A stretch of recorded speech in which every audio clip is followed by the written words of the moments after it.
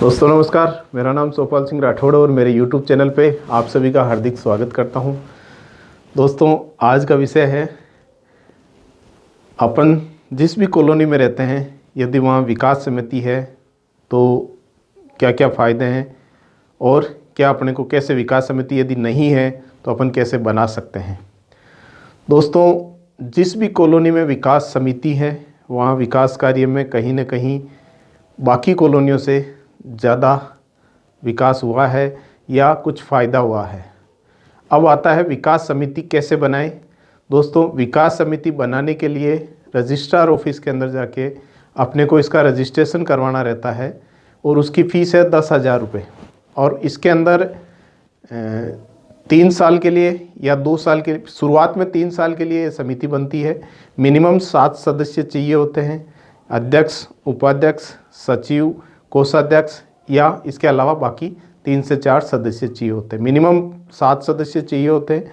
उसके अलावा आप 15 सदस्य तक कर सकते हैं। 15 से ज़्यादा करते हैं तो उसमें थोड़ी दिक्कतें आती हैं। तो मिनिमम 7 सदस्यों की यदि अपन विकास समिति बनाते हैं तो वो ज़्यादा बेटर रहती है। अब विकास समिति क्या क्या कार्य करवा सकती है। क्या होता है कि कहीं भी अपन मान लीजिए किसी विकास प्राधिकरण में, नगर निगम में या किसी एमएलए के पास, एमपी के पास या कलेक्टर के पास, किसी के भी पास जाते हैं तो विकास समिति यदि रजिस्टर्ड है आपकी और विकास समिति के बैनर से आप जाते हैं, विकास समिति के लेटर हेड के थ्रू आप लोगों से मिलते हैं या ऑफिसों में मिलते हैं, तो वहाँ आपको तवज्जो दी जाती है और आपका काम थोड़ा सा ईजी हो जाता है। मैं जिस कॉलोनी में रह रहा हूँ, हमारी रजिस्टर्ड विकास समिति 2012 के अंदर बनवाई थी और उसी के तहत हमने जेडीएस से जो कैंप करवाया था वो विकास समिति के थ्रू ही करवाया था।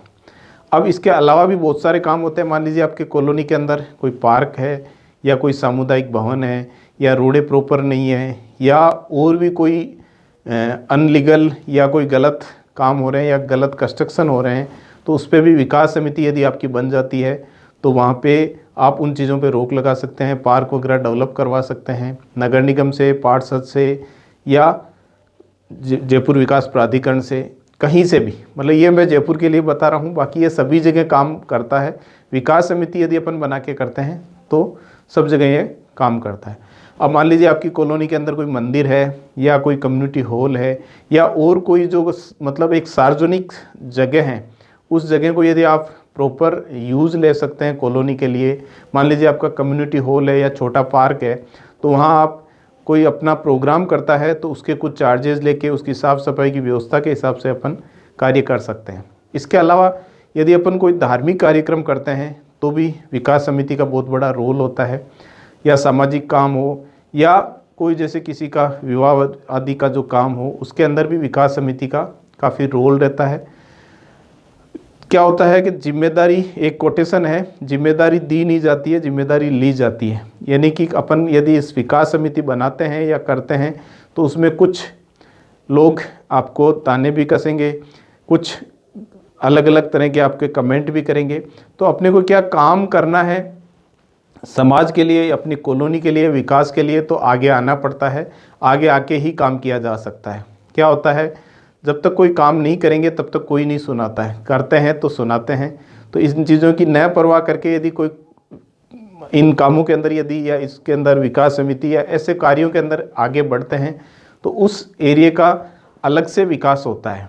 तो विकास समिति के बनाने का मैंने थोड़ा सा तरीका बताया जहाँ तक मेरा नॉलेज था। जैसे हमने यहाँ बनवाया था, ऑनलाइन भी रजिस्ट्रेशन करवा सकते हैं इसका और फिजिकल ऑफलाइन भी रजिस्टर्ड करवा सकते हैं।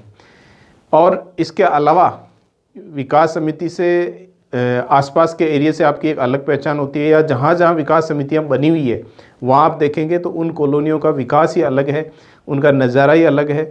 क्योंकि एक सिस्टम से कोई भी काम होता है ना तो उसका बहुत फ़र्क पड़ता है। मान लीजिए अपन क्रिकेट खेल रहे हैं, पिच नहीं है तो गेंद कहाँ जाएगी। तो यदि विकास समिति एक बाउंड्री की तरह काम करती है या उसको एक टारगेट की तरह या सिस्टम की तरह अपन कह सकते हैं, तो हर कॉलोनी के अंदर विकास समिति ज़रूर होनी चाहिए, और यदि नहीं भी है तो कुछ लोगों को इसके अंदर आगे आना चाहिए जो आदमी समय दे सके, और समय देना चाहिए। मेनली क्या होता है कि अपन अपने लोगों के लिए यदि समय देते हैं तो अपने को कहीं ना कहीं उसका बेनिफिट्स मिलता है। एक अपने को रेपो मिलती है, अपने को मान प्रतिष्ठा मिलती है। तो अपने को विकास समिति हर कॉलोनी में होनी चाहिए, और इसके तहत अपने को ये सारी चीज़ें करवा सकते हैं। दोस्तों, आपने मेरा ये वीडियो देखा, इसके लिए आपका बहुत बहुत धन्यवाद। इसी तरह आप कमेंट ज़रूर करते रहें और नेक्स्ट वीडियो के लिए टॉपिक ज़रूर लिखें। आप ही के प्यार से मैं इतना काम कर पा रहा हूँ। दोस्तों, आप स्वस्थ रहें, आप व्यस्त रहें और आप मस्त रहें।